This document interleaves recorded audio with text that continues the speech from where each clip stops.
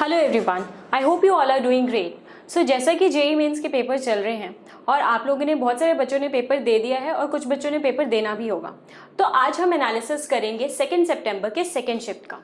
ठीक है, तो सबसे पहले बिफोर स्टार्टिंग द एनालिसिस मैं एक ओवरव्यू देना चाहती हूँ 2 सितंबर के सेकेंड शिफ्ट के बारे में। ठीक है, तो सबसे पहली बात जो मैं बताना चाहती हूँ कि जो पेपर का लेवल है वो जो आपका फर्स्ट शिफ्ट था उससे ऐसे कह लो कि 10% से डिफिकल्टी जो है वो बढ़ गई। 10% से डिफिकल्टी बढ़ गई है। जो फर्स्ट शिफ्ट में पेपर आया था that was almost easy, but ये मैं कह सकती हूँ that this level was easy to moderate. इसको हम इजी टू मॉडरेट लेवल बोलेंगे। तीसरी बात जो मैं बताना चाहती हूँ कि you should never miss NCERT. ठीक है, एनसीईआरटी से डायरेक्ट फॉर्मूले पूछे गए, डायरेक्ट एनसीईआरटी से फॉर्मूले बेस्ड क्वेश्चन या डायरेक्ट एनसीईआरटी की लाइन उठा के आपसे क्वेश्चन डायरेक्टली पूछा गया है। और स्पेशली कौन से चैप्टर में से, चाहे उसे बायोमोलिक्यूल्स कह लो, जिन चैप्टर्स को हम जनरली इग्नोर कर देते हैं वो चैप्टर्स एक्चुअली इग्नोर करने वाले नहीं होते हैं। These chapters are very important, be it biomolecules, be it chemistry in everyday life,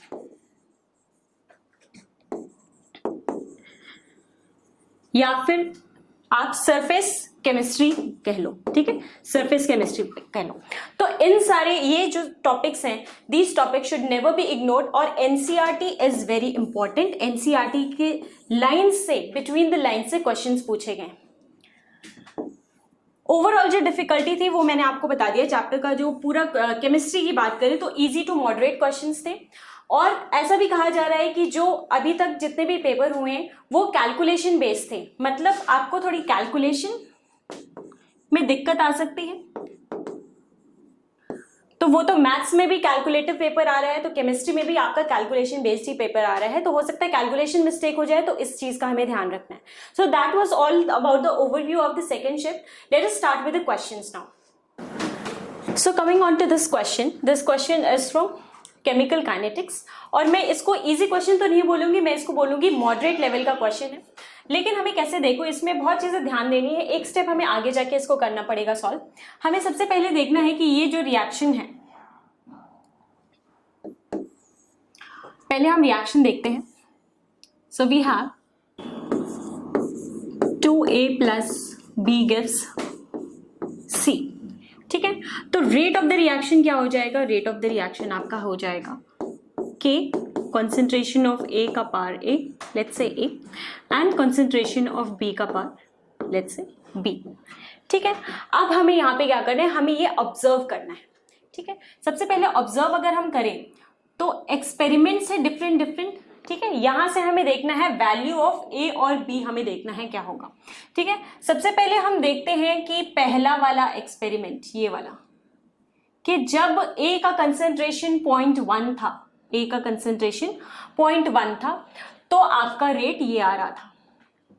जब ए का कंसेंट्रेशन डबल हो गया, मतलब 0.1 से 0.2 हो गया, तो ये जो वैल्यू आई ये भी क्या हो गई, डबल हो गई। मतलब अगर हम देखें कि कंसेंट्रेशन ऑफ ए जब डबल हो गया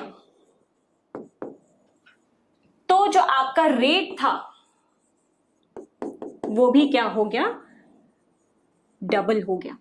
इससे हमें क्या पता चल रहा है कि रेट और जो कंसेंट्रेशन ऑफ ए है वो क्या हो रहा है, एक हो रहा है तो एक हो रहा है, डबल हो रहा है तो डबल हो रहा है, मतलब value of a here must be equal to 1।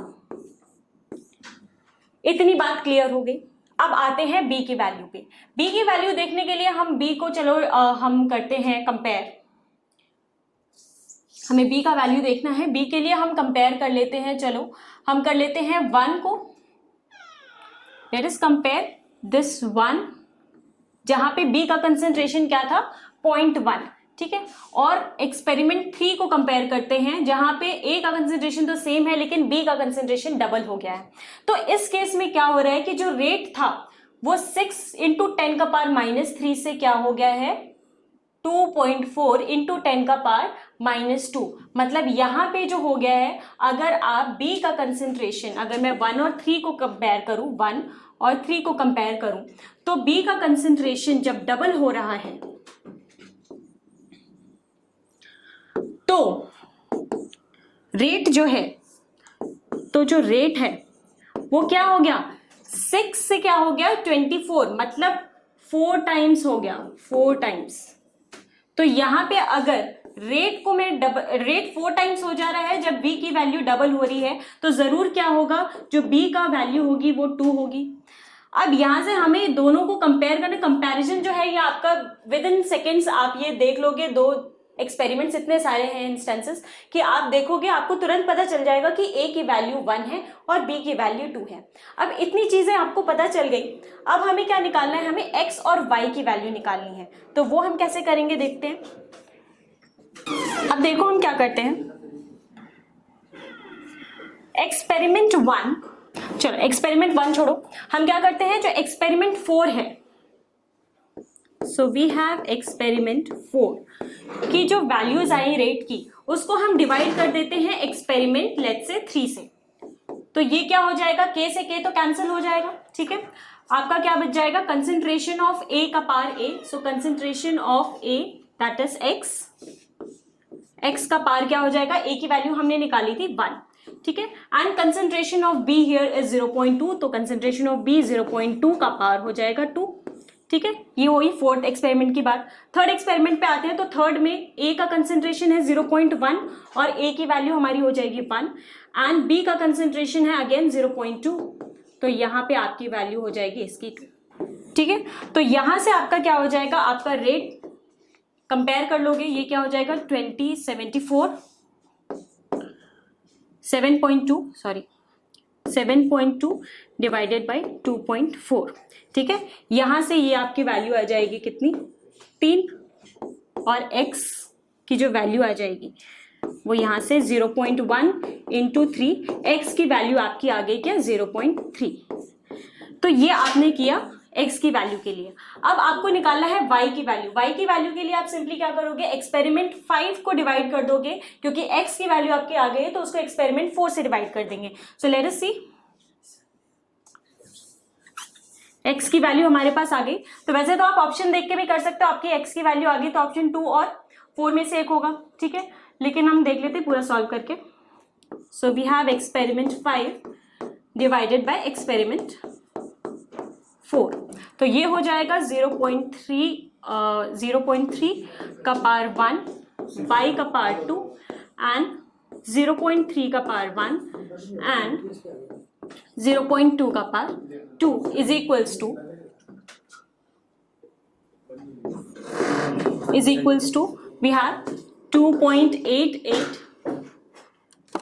या 28.8 लिख लो इसको, 28.8 डिवाइडेड बाय 2.4। तो यहां से आप y की वैल्यू सॉल्व करोगे, y की वैल्यू आ जाएगी आपकी कितनी 0.4।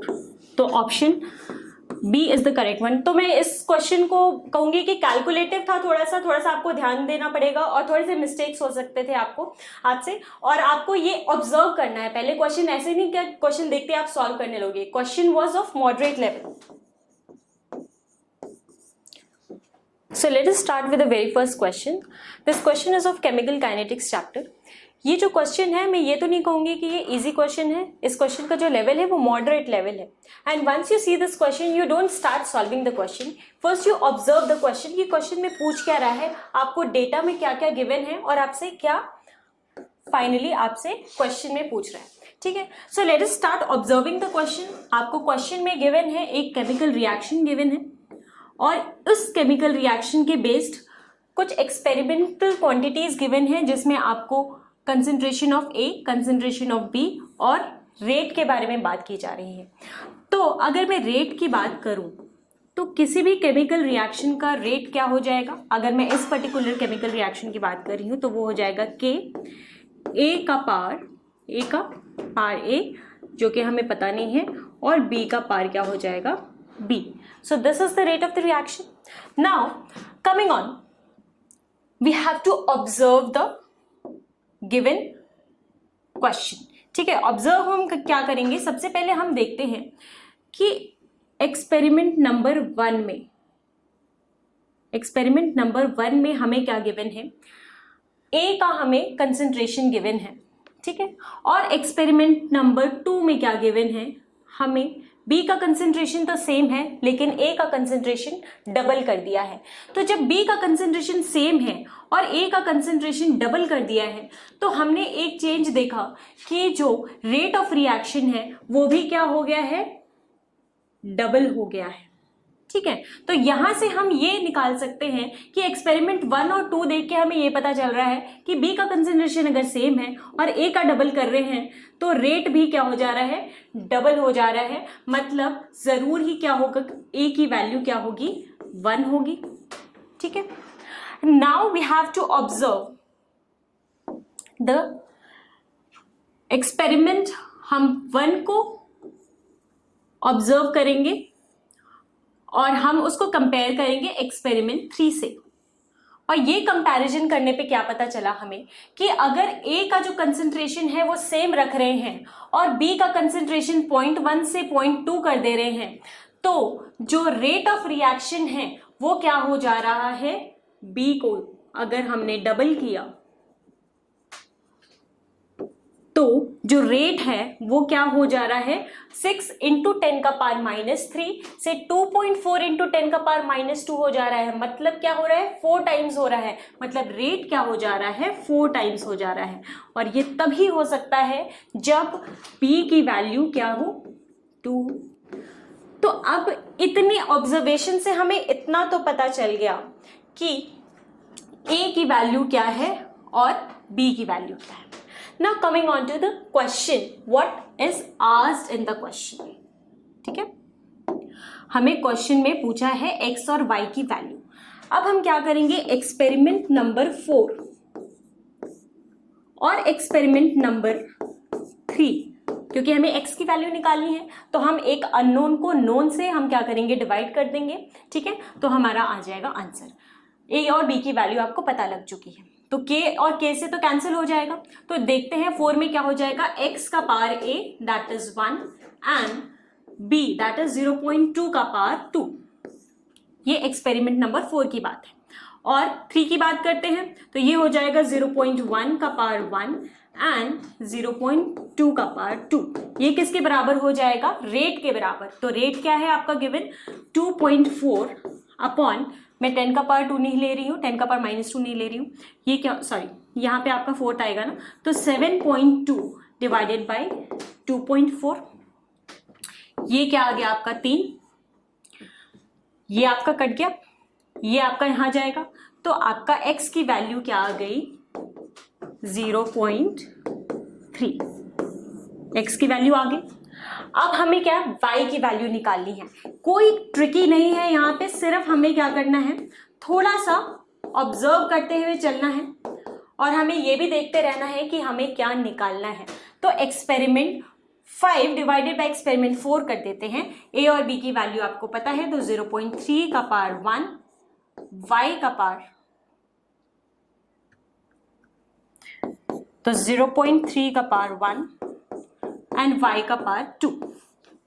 ठीक है, डिवाइडेड बाय 4 में आपको x की वैल्यू पता चल गई है 0.3 का पावर 1 एंड यू हैव 0.2 का पावर क्या हो जाएगा आपका 2 एंड यू हैव दिस 2.88, इसको हम क्या लिख सकते हैं 28.8।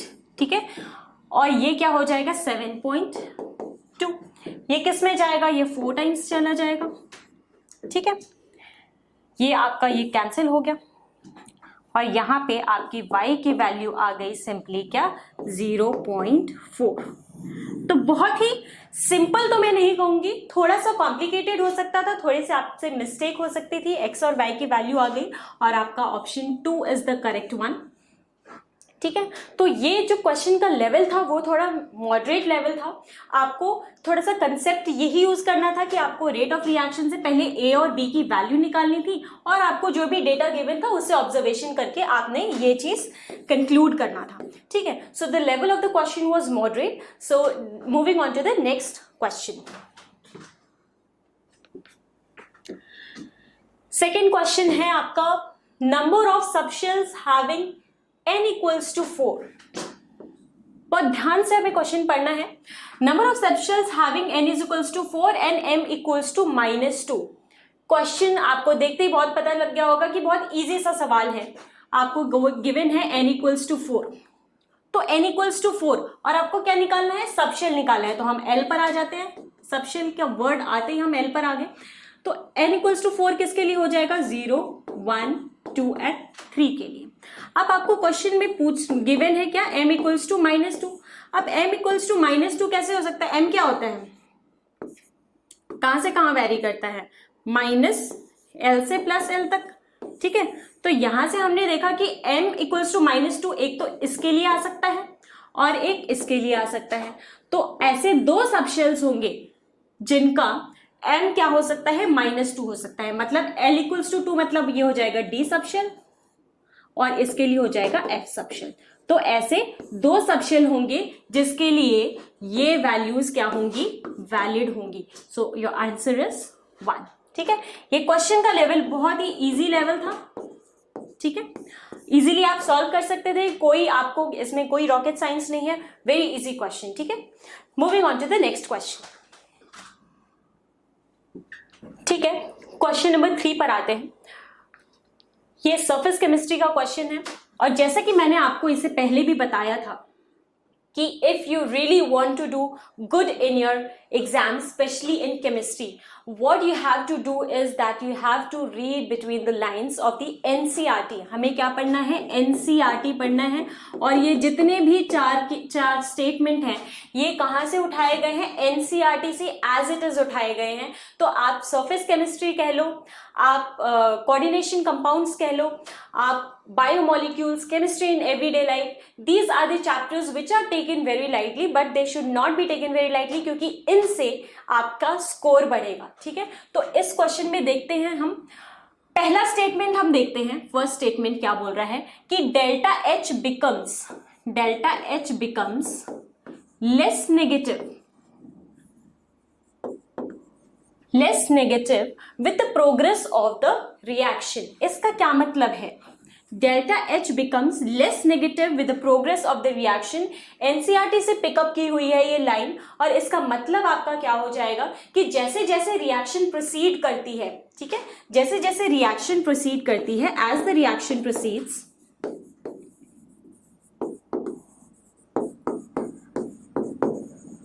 सरफेस पे क्या हो जाएगा, गैसेस एब्जॉर्ब हो जाएंगे। गैसेस सरफेस पे क्या हो जाएगा, गैस एड्सॉर्ब हो जाएगा। अब ये गैसेस के एड्सॉर्ब होने की वजह से जो डेल्टा एच की वैल्यू हो जाएगी वो कम हो जाएगी, क्योंकि स्टार्टिंग में जब रिएक्शन होता है तो आपके नए नए बॉन्ड्स क्या होते हैं, ब्रेक होते हैं और नए बॉन्ड्स फॉर्म होते हैं। उस टाइम पे जो होता है डेल्टा एच की वैल्यू ज्यादा होती है, लेकिन जैसे जैसे रिएक्शन प्रोसीड करता है सरफेस पे गैसेस एड्सॉर्ब होने लगते हैं, जिसकी वजह से जो डेल्टा एच की वैल्यू होती है वो लेस नेगेटिव हो जाती है। तो स्टेटमेंट ए जो है वो बिल्कुल करेक्ट है। ठीक है, moving on to statement B, with the progress of the reaction the strength of the residual forces increases। ऐसा तो बिल्कुल नहीं हो सकता है। क्यों? क्योंकि जैसे जैसे रिएक्शन प्रोसीड करता जाएगा जो रेजिडुअल फोर्स होंगे, जो रेजिडुअल आपके फोर्सेस हैं वो क्या हो जाएंगे, कम हो जाएंगे। तो ये स्टेटमेंट क्या है, एकदम उल्टा है, ये स्टेटमेंट गलत है। ये क्या आ रहा है, ये आपका आ गया तीसरा statement, NH3 is adsorbed more than N2। ठीक है, यहां पे आपका किसका कॉन्सेप्ट आ गया कि सबसे पहले कि जो NH3 क्या होता है, ये इजीली लिक्विफाई हो जाता है, इजीली लिक्विफाई हो जाता है। आप सब लोग को पता होगा NH3 gets easily liquefied as compare to N2, और NH3 में जो बॉन्ड्स ऑफ इंटरेक्शन होते हैं, ठीक है, उसकी वजह से क्या होता है, ये इजीली लिक्विफाई हो जाता है, जिसकी वजह से ये जल्दी क्या हो जाएगा, एड्सॉर्ब हो जाएगा। तो ये स्टेटमेंट बिल्कुल सही है। स्टेटमेंट डी की बात करते हैं कि equilibrium concentration of adsorbate increases with the increase in temperature. Equilibrium concentration of the adsorbate, ध्यान से सुनना, equilibrium concentration of adsorbate increases with the increase in temperature. ऐसा नहीं हो सकता, जैसे जैसे आप टेम्परेचर बढ़ाओगे उनके बीच में एडसॉर्बेट्स के बीच में जो बॉन्ड्स है वो ब्रेक होने लगेंगी और उनका इक्विलिब्रियम कंसंट्रेशन कम होने लगेगा। तो ये स्टेटमेंट भी क्या है, बिल्कुल ही गलत है। ठीक है, so we are left with two statement that are correct. So statement number A and C. So with this we go with option number 1। ठीक है, बहुत ही इजी था। मैं फिर से बोलती हूँ कि एनसीईआरटी के लाइन बाय लाइन आप पढ़ो। ठीक है, ऐसे तरह के सिचुएशन को अवॉइड करने के लिए you should be well versed with NCERT. That's it. Question का लेवल में इजी कहूंगी उनके लिए जिन्होंने एनसीईआरटी पढ़ा था, और मॉडरेट टू डिफिकल्ट भी कह सकती हूँ जिन्होंने एनसीईआरटी को हाथ तक नहीं लगाया। Okay, moving on to next question. So question number 4 पर आते हैं। बहुत ही इजी सा सवाल है। ठीक है, पीरियोडिक प्रॉपर्टीज का क्लास 11 का सवाल है। क्या पूछ रहा है कि ये थर्ड पीरियड के एलिमेंट्स हैं। ठीक है, X Y and Z. Third period मतलब पीरियड इनका फिक्स्ड है।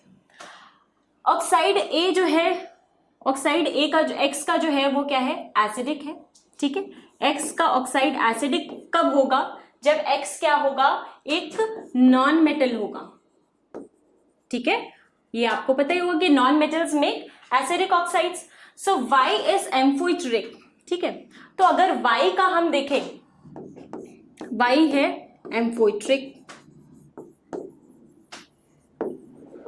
In nature. ठीक है, Z forms basic oxide. Z forms basic oxide. इसका क्या मतलब है कि Z का नेचर क्या है, मेटालिक नेचर है। Z is a metal. तो इतनी इंफॉर्मेशन तो हमें पता लग गई। अब इनका पीरियड क्या है, फिक्स्ड है। Period is fixed. ठीक है, अब हम आते हैं, ये हमें पूछ रहा है कि order of atomic number of all the 3 elements. अगर आप याद करो कि पीरियोडिक टेबल कैसा होता है, पीरियोडिक टेबल कुछ ऐसा होता है। ठीक है, यहाँ पे फर्स्ट 2 ग्रुप्स, यहाँ पे आपके transition elements, and then here is your p block elements. कुछ ऐसा होता है। यहाँ पे क्या होते हैं, आपके मेटल्स होते हैं। बीच में क्या होता है आपका, यहाँ पे क्या हो जाता है,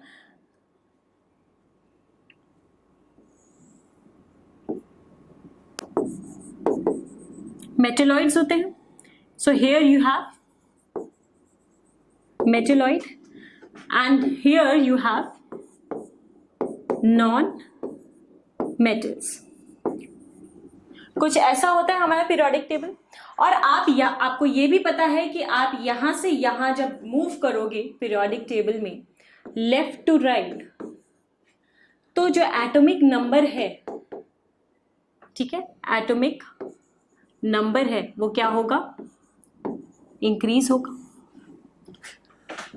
ठीक है, तो अब हम देखते हैं एटॉमिक नंबर इंक्रीज होगा मतलब एक्स है यहां पर। ठीक है, यहां पर है आपका metalloid that is Y, and यहां पर है आपका जेड। तो एटॉमिक नंबर का रेंज क्या हो जाएगा, X greater than Y greater than Z. So this becomes your option number 1। ठीक है, बहुत ही इजी सा क्वेश्चन था ये। इस क्वेश्चन को मैं इजी कहूंगी। ठीक है, आप देखते ही ये सॉल्व कर सकते थे। Very easy question. Moving on to the next question.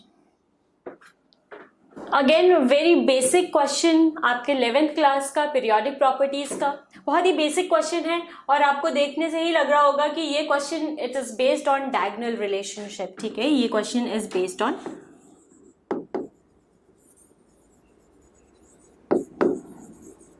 Diagonal relationship. ठीक है, अब बोल क्या रहा है इसमें कि एलिमेंट जो है ए और बी का वो रिएक्ट नहीं, वो सॉलिड बाइकार्बोनेट नहीं बनाता है, लेकिन वो N2 के साथ रिएक्ट करके नाइट्राइड बनाता है। ठीक है, तो अब अगर हम ये सारे ऑप्शंस ऑब्जर्व करें तो हमें क्या दिख रहा है कि कौन सा नहीं बनाएगा सॉलिड बाइकार्बोनेट, जिसका साइज क्या हो, स्मॉल साइज हो, स्मॉल साइज। तो स्मॉल साइज होने की वजह से आप ये वाला ऑप्शन निग्लेक्ट कर सकते हो, ये ऑप्शन भी निग्लेक्ट कर सकते हो। कैल्शियम का भी अच्छा खासा साइज होता है तो ये ऑप्शन भी वैसे निग्लेक्ट कर सकते हो। ठीक है, नहीं करना तो भी कोई बात नहीं।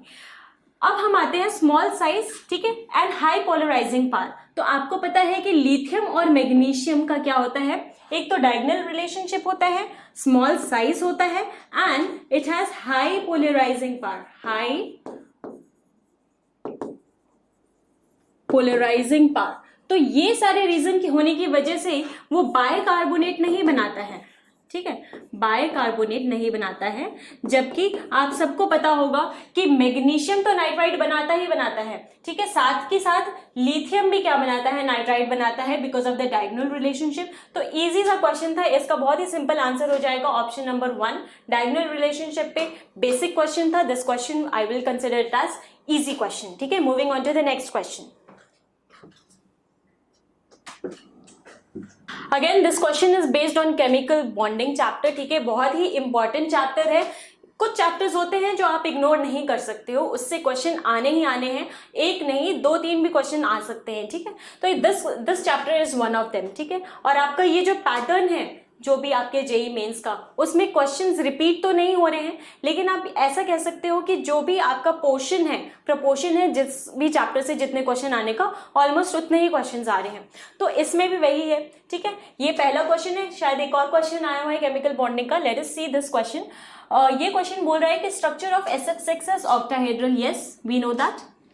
What is the structure of SF4 including lone pair, ठीक है।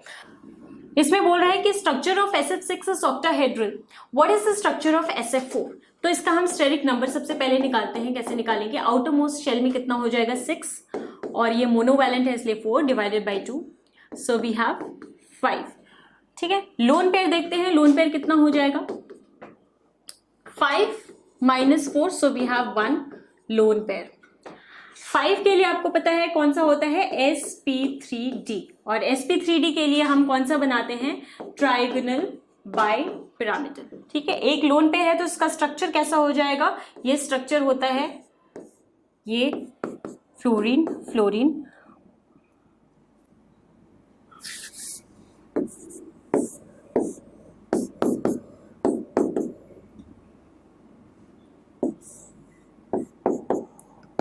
ठीक है।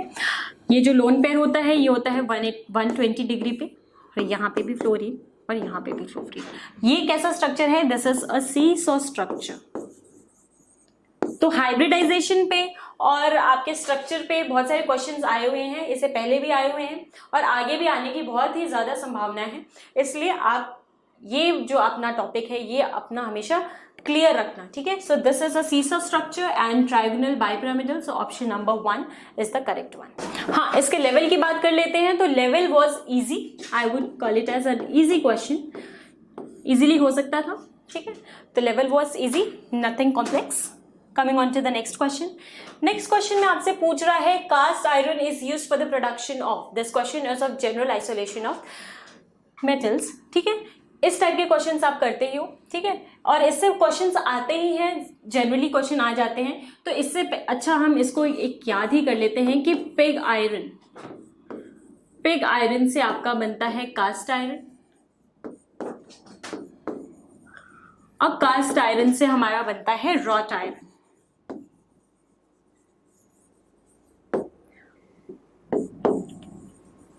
ठीक है, क्या बोला मैंने? पिग आयरन से कास्ट आयरन, कास्ट आयरन से रॉट आयरन, पिग आयरन से कास्ट आयरन बनता है और कास्ट आयरन से रॉट आयरन बनता है। और हमसे पूछ रहा है कास्ट आयरन किसके प्रोडक्शन के लिए यूज होता है? तो cast iron definitely wrought iron के प्रोडक्शन के लिए यूज होता है, ठीक है।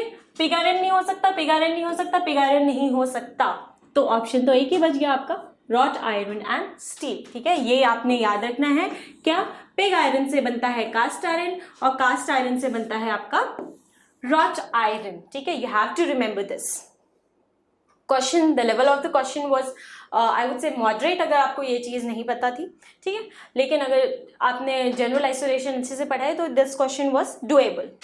Moving on to the next question, ठीक है। ये क्वेश्चन है आपका कोऑर्डिनेशन कंपाउंड से, वेरी इंपॉर्टेंट चैप्टर। इस चैप्टर को भी आप इग्नोर नहीं कर सकते, ठीक है, बहुत इंपॉर्टेंट चैप्टर है और पिछले कई सालों से इस चैप्टर से क्वेश्चन पूछे जाने हैं, ये डन है, और स्पेशली आइसोमेरिज्म से तो पूछे ही जाते हैं। तो क्वेश्चन हमसे पूछ रहा है कि which of the following can't show isomerism, मतलब कोई भी तरह का आइसोमेरिज्म नहीं शो कर सकता जो ना तो ऑप्टिकल आइसोमेरिज्म शो करे ना ज्योमेट्रिकल आइसोमेरिज्म शो करे, ठीक है। अब हम देखते हैं ऐसा कौन सा होगा। ऑप्शन लास्ट से देखते हैं, ऑप्शन नंबर 4 की बात करते हैं। ऑप्शन नंबर 4 में क्या है कि NiNH3 होल 4 एंड H2O का होल ट्वाइस। तो ये क्या है? ये एक ऑक्टाहेड्रल कॉम्प्लेक्स है, ठीक है। ऑक्टाहेड्रल कॉम्प्लेक्स जहां की आपको सिमेट्री दिख रही है, ठीक है, ये सिस ट्रांस बना सकते हैं, तो ये क्या करेगा, आपका ज्योमेट्रिकल आइसोमेरिज्म शो करेगा, ठीक है। ऑप्शन नंबर ये 4 की बात थी। ऑप्शन नंबर 3 की बात करें तो ये क्या है, PTNH3। यहां पे भी आपको क्या दिख रहा है, यहां पे आपको ये स्क्वायर प्लेनर स्ट्रक्चर है, जहां पे आपको क्या दिख रही है, सिमेट्री दिख रही है। अगेन जहां भी सिमेट्री दिखेगी वहां पे ज्योमेट्रिकल आइसोमर बनेगा, ठीक है, यहां पे भी ज्योमेट्रिकल आइसोमर बनेगा, तो ये भी बना रहा है आपका आइसोमर। तो moving on to option number 2, option number 2 पर आते हैं, तो ये क्या है आपका NiEN whole thrice. So you have NiEN whole thrice. अगर हम इसको देखें तो यहां पे क्या आपको कोई सिमेट्री दिख रही है, यहां पे आपको कोई सिमेट्री नहीं दिख रही है, तो ये क्या बनाएगा, ये बना सकता है आपका ऑप्टिकल आइसोमर, ठीक है। कोई सिमेट्री नहीं दिख रही है। ये टेट्राहेड्रल केस में तभी आपकी आइसोमर्स तभी बन सकते हैं जब कोई सिमेट्री ना हो, लेकिन ये क्या है, ये एक टेट्राहेड्रल कॉम्प्लेक्स है जहां पे आपको सिमेट्री भी दिख रही है। तो टेट्राहेड्रल, सबसे पहली बात तो ज्योमेट्रिकल आइसोमर्स तो बनाता नहीं है, तो ज्योमेट्रिकल आइसोमर तो ये बनाएगा नहीं। Tetrahedral complexes never form geometrical isomers, ठीक है। बात करते हैं ऑप्टिकल आइसोमेरिज्म की, तो ऑप्टिकल आइसोमेरिज्म ये नहीं शो करेगा, क्यों, क्योंकि यहाँ पर क्या है, सिमेट्री है। जहां पे भी सिमेट्री होगी ऑप्टिकल आइसोमेरिज्म नहीं शो करेगा, तो ये ऑप्टिकल आइसोमर भी नहीं बना रहा है। तो this will be your correct answer, ठीक है। अब हम आते हैं इस क्वेश्चन के लेवल पर आते हैं। तो this question was quite a tricky one, ठीक है, काफी अच्छा क्वेश्चन था आपके लिए ये, और इसको लेवल में बोलना चाहूंगी कि इसका लेवल था मॉडरेट लेवल, ठीक है। आपको you should be having a good knowledge about isomerism की कौन सा कॉम्प्लेक्स आइसोमेरिज्म शो करेगा, कहाँ पे सिमेट्री होती है तो कौन सा आइसोमर शो करता है या नहीं करता है, ठीक है। So these things you should be very well versed of for solving this question, ठीक है। क्वेश्चन का लेवल मॉडरेट था। Moving on to the next question.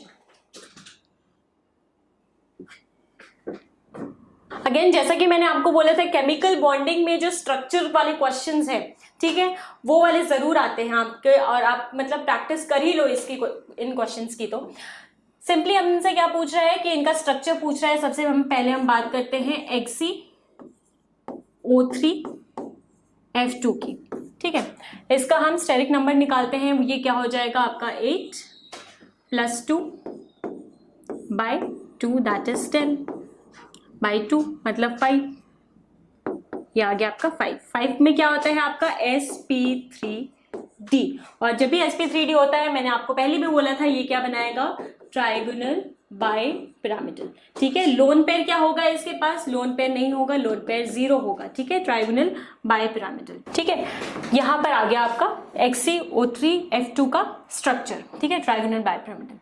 Now coming on to HCF5, and mind जो यहाँ पे एक माइनस चार्ज भी है, तो यहाँ का स्टेरिक नंबर निकालते हैं, ये हो जाएगा 8 + 5 + 1 / 2, so we have 14/2 that is 8 + 6, हाँ 14/2 दैट इज 7, ठीक है, 7 हो गया। और आपका लोन पेयर कितना हो गया यहाँ पे 2, लोन पेयर कितना हो गया आपका 2, लोन पेयर 2 हो गया, मतलब बॉन्ड पेयर कितने हो गए 5 हो गए। इसका स्ट्रक्चर हम बनाना शुरू करते हैं। ये क्या हो जाएगा XC, और ये हो जाएगा आपका, इसका कुछ स्ट्रक्चर ऐसा हो जाएगा,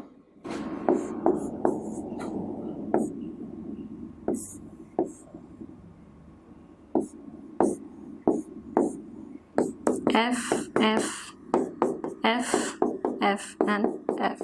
So this is somewhat like, ये क्या है, पेंटागोनल स्ट्रक्चर है जहां पे 2 लोन पेयर है, तो ये आपका लोन पेयर हो जाएगा, ठीक है।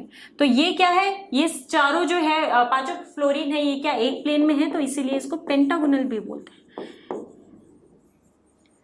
प्लेनर, पेंटागोनल प्लेनर, ठीक है, एक प्लेन में है इसलिए प्लेनर, तो पेंटागोनल प्लेनर, ठीक है। एक माइनस पे चार्ज है इसका, ये हो गया आपका स्ट्रक्चर इसका।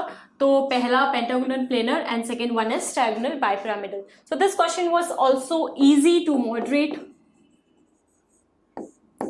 ठीक है। Moving on to the next question.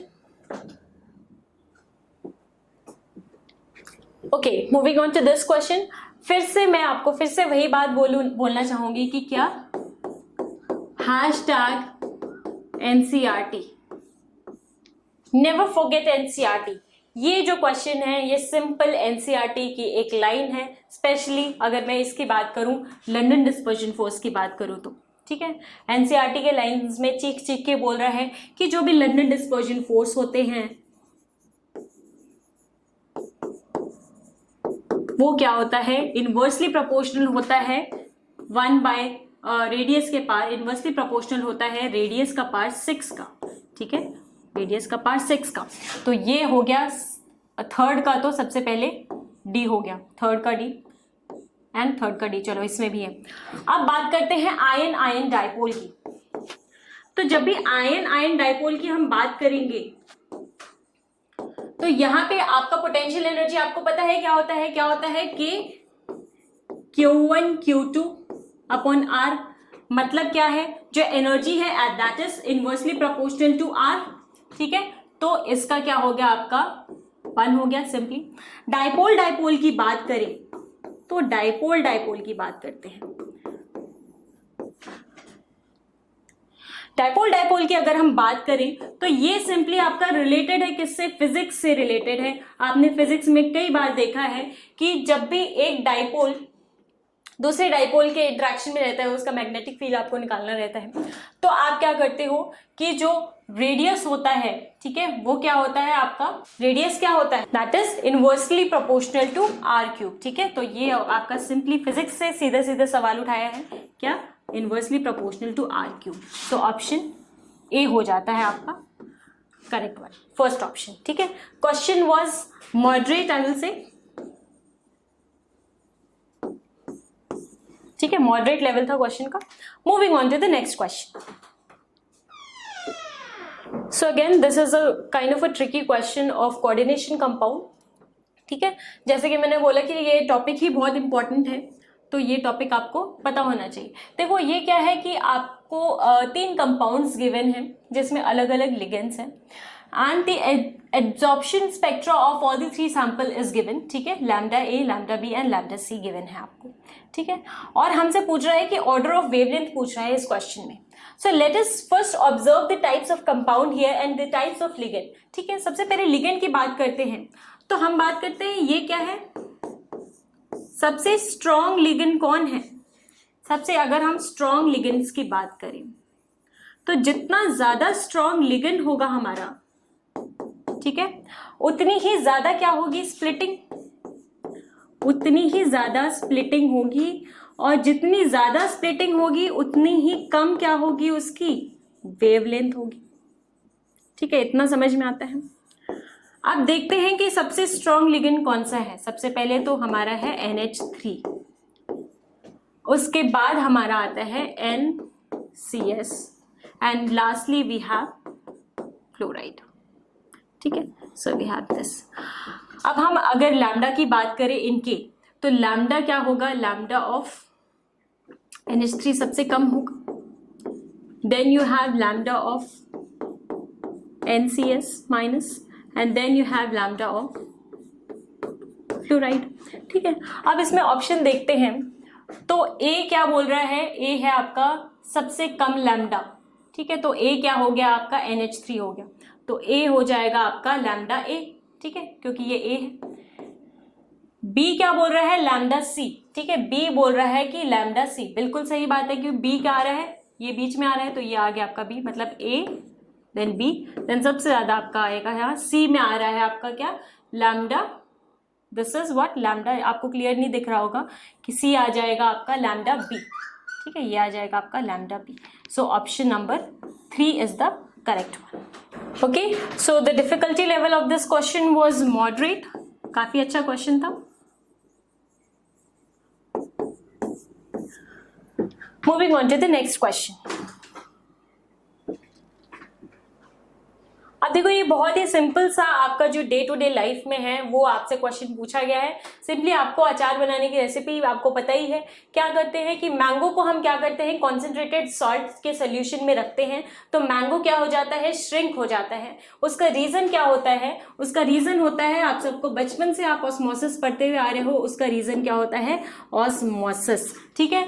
तो आपसे ये बहुत ही मतलब बहुत ही इजी सा क्वेश्चन पूछा था, लड्डू सा सवाल था आपका इसका आंसर हो जाएगा क्या, ऑस्मोसिस। सिंपल, आपका जो डे टू डे लाइफ में आप जो भी करते हो, जो आपने देखा है, उसके ऊपर सवाल था। So reason is osmosis and the question level was obviously very easy. Okay, moving on to the next question. चलो, इंटीजर टाइप क्वेश्चन था, देखते हैं क्वेश्चन क्या कह रहा है।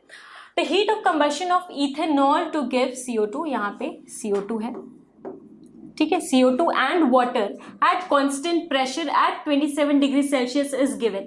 ठीक है, आपको पता है कि हीट ऑफ कंबशन जब कांस्टेंट प्रेशर पे होता है तो उसी को हम क्या बोलते हैं, डेल्टा H, जिसकी वैल्यू आपको गिवन है क्या, -327 किलो कैलोरी। ठीक है, how much heat is evolved in the combustion at constant volume at same temperature। ठीक है, अब ये हमसे क्या पूछ रहा है कि how much heat is involved at constant volume। तो heat involved at constant volume को ही आप क्या बोलते हो, डेल्टा U, मतलब आपसे ये डेल्टा U पूछ रहा है। ठीक है, heat evolved at constant pressure is delta H and heat evolved at constant volume is delta U। ये चीज आपको पता थी। ठीक है, अब हम देखते हैं रिएक्शन क्या हो जाएगा। इथेनॉल का रिएक्शन हो रहा है आपका, क्या दे रहा है, कार्बन डाइऑक्साइड एंड O2। तो इथेनॉल क्या हो जाएगा आपका, हो जाएगा C2H5OH, C2H5OH प्लस ऑक्सीजन के साथ रिएक्ट कर रहा है और ये हमें क्या देगा, CO2 प्लस H2। ठीक है, अब 27 डिग्री सेंटीग्रेड है टेम्परेचर। बहुत इंपॉर्टेंट ये बात कि 27 डिग्री पे आपको भी पता है इथेनॉल का क्या होता है, 80 डिग्री सेंटीग्रेड होता है। तो ये किस फॉर्म में होगा, लिक्विड फॉर्म में होगा। ये किस फॉर्म में होगा, गैस फॉर्म में होगा। 27 डिग्री सेल्सियस ये भी गैस फॉर्म में होगा और H2O किस फॉर्म में होगा, लिक्विड फॉर्म में होगा। Very important. ठीक है, अब हम क्या करते हैं, अपने रिएक्शन को बैलेंस कर लेते हैं। So let's balance the reaction. ये हो जाएगा 2 और ये हो जाएगा 3। ऑक्सीजन हम बैलेंस कर लेते हैं। यहाँ पे आपका हो रहा है 4 और 7 और ये हो रहा है आपका 3 हो जाएगा। ठीक है, so this is a balance chemical equation. यहाँ से हम क्या निकाल सकते हैं, डेल्टा Ng निकाल लेंगे। डेल्टा Ng क्या हो जाएगा, गैसियस का ही निकालेंगे, सिर्फ गैसियस स्पीसीज का। तो 2 - 3 that is -1। So we have delta Ng। हमें डेल्टा H पता है और हमसे क्या पूछ रहा है, डेल्टा U पूछ रहा है। आप याद करो, बहुत ही इंपॉर्टेंट एक फॉर्मूला होता था। कौन सा फॉर्मूला है वो, कि डेल्टा H और डेल्टा U को रिलेट करने का एक फॉर्मूला होता है क्या, delta H is equals to delta U plus delta NgRT। Very important formula. ठीक है, delta H is equals to delta U plus delta NgRT. So you know the value of delta H. So you know the value of delta H. You know the value of delta Ng. You know the value of R. You know the value of T. ठीक है, आपको क्या निकालना है, simple calculation करना है। जैसा कि मैंने आपको बोला था कि कैलकुलेशन तो आपको करनी ही पड़ेगी, पेपर थोड़ा सा कैलकुलेटिव आ रहा है। ठीक है, तो आप सिंपल कैलकुलेशन करोगे इसका और कैलकुलेट करके आपका आंसर आ जाएगा क्या, जब इसका आप आंसर निकालोगे तो you will get an answer of 326,400 kilo calorie. आप कैलोरीज में निकाल लो, चलो कैलोरी। ठीक है, तो ये आ जाएगा आपका आंसर। तो क्वेश्चन का अगेन, जो क्वेश्चन का लेवल मैं बोलूंगी कि मॉडरेट जस्ट बिकॉज इसमें थोड़ा कैलकुलेशन इन्वॉल्व था। अदरवाइज आपने क्या करना था, इसमें एक सिंपल सा फॉर्मूला ही अप्लाई करना था। ठीक है, तो the level was easy to moderate level, जिसका कैलकुलेशन अच्छा है, that for those it will be a cake walk. Moving on to next question. हमें क्या पूछ रहा है, LNK की वैल्यू पूछ रही है हमसे पूछा जा रहा है LNK का वैल्यू, और हमें एक सेल रिएक्शन गिवन है। ठीक है, तो सेल रिएक्शन हमें क्या गिवन है, देखते हैं। ये हमारा Cu plus electron, it gives Cu। ठीक है, इसकी E0 की वैल्यू आपको गिवन है क्या, 0.52 volt. Also you are given with Cu+2 plus electron, it gives Cu+, इसके भी E0 की वैल्यू आपको गिवन है क्या, 0.16, ठीक है। आपको पता है ये क्या हो रहा है, यहां पे हो रहा है आपका reduction, this is your reduction and this is your oxidation, ठीक है। यहां से अगर आप इन दोनों को ऐड कर दें तो क्या आ जाएगा आपका, यहां से आपका आ जाएगा Cu+2, Cu+ से Cu+ कैंसिल हो जाएगा, ठीक है। तो ये आ जाएगा आपका, यहां से E0 सेल की वैल्यू आ जाएगी, दैट इज से E0 सेल की वैल्यू, E0 सेल की वैल्यू कैसे आ जाएगी, SRP की वैल्यू किस पे, कैथोड पे,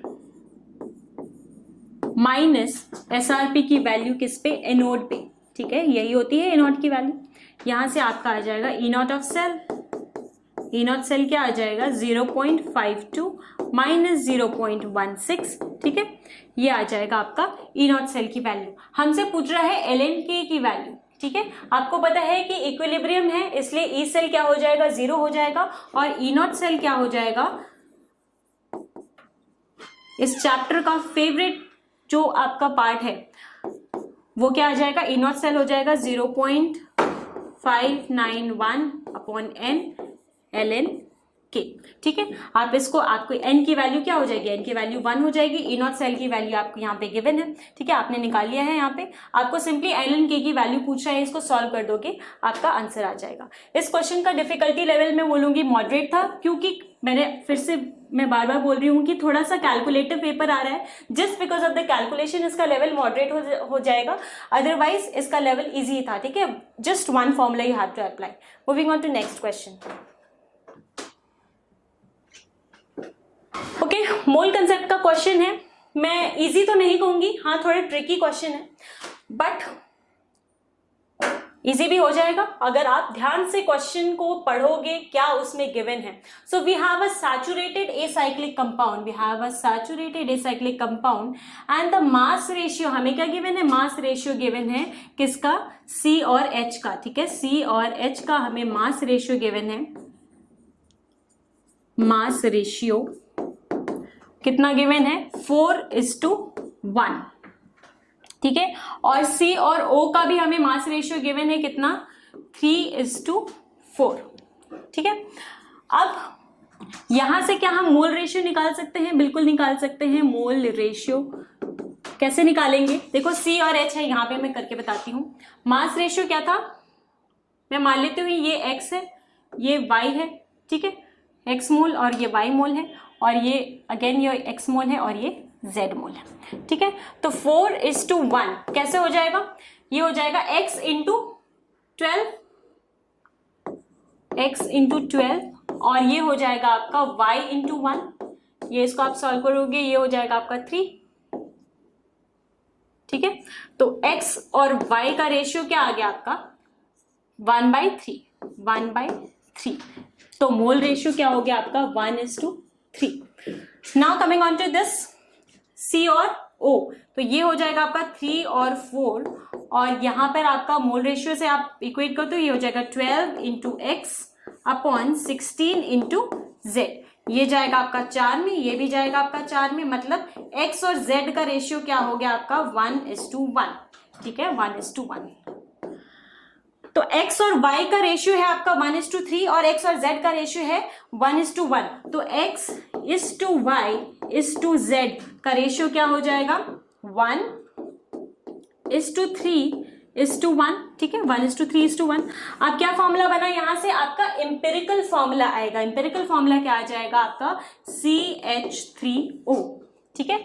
अब आपको यहाँ पे दिमाग लगाना है, थोड़ा सा गेस वर्क करना है। CH3O है और ये एक सैचुरेटेड कंपाउंड है, तो ये क्या हो सकता है, ये आप क्या करोगे, अगर आप N2 ले लेते हो तो आपका फॉर्मूला क्या बन जाएगा C2H6O2, ठीक है।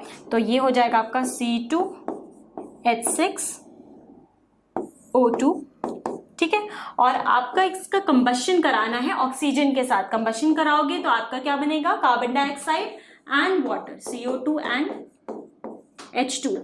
सो यहाँ पे हम बैलेंस कर देते हैं, ये आ जाएगा 2 और ये हो जाएगा आपका 3। लेकिन आपको क्वेश्चन में क्या गिवन है, क्वेश्चन में आपको बोल रहा है find the number of moles of O2 required to react with 2 moles of the compound. लेकिन हम यहाँ पे तो क्या ले रहे हैं, 1 मोल कंपाउंड ले रहे हैं, तो इसको भी 2 कर देते हैं। चलो मैं दूसरे कलर से बताती हूँ। तो इसको हमने क्या किया, इसको 2 कर दिया, तो इसको 2 कर दिया तो यहाँ पे ये क्या हो जाएगा, 4 हो जाएगा, यहाँ पे 4 हो गया, और यहाँ पे ये क्या हो जाएगा आपका 6, तो हो गया आपका 6H2। अगर हम ऑक्सीजन बैलेंस करें तो ये 4 है यहाँ पे, और ये 8 और 6 14, तो ये हो जाएगा आपका 4, तो यहाँ पे अगर मैं 5 कर दूं तो ये बराबर हो जाएगा। तो कितने मोल ऑक्सीजन की जरूरत पड़ी हमें, सिंपल सी बात है, क्या हो गया आपका 5 मोल आंसर आ गया। सो 5 mole is your answer. This wasn't an easy question I would say, but yes it was doable question। थोड़ा सा आपका टाइम लग सकता है, आपको एम्पिरिकल फॉर्मूला गैस निकालना था, फिर एम्पिरिकल फॉर्मूला से मॉलिक्यूलर फॉर्मूला गैस करना था। सो yes it was a doable question, but still I would give it a moderate tag। ठीक है, moderate question था। Okay, so that was all about the shift 2 September 2 analysis। ठीक है, we will come back very soon with a shift September 3 analysis, and all the best for your exams, and just be prepared and just be relaxed and do well. All the best.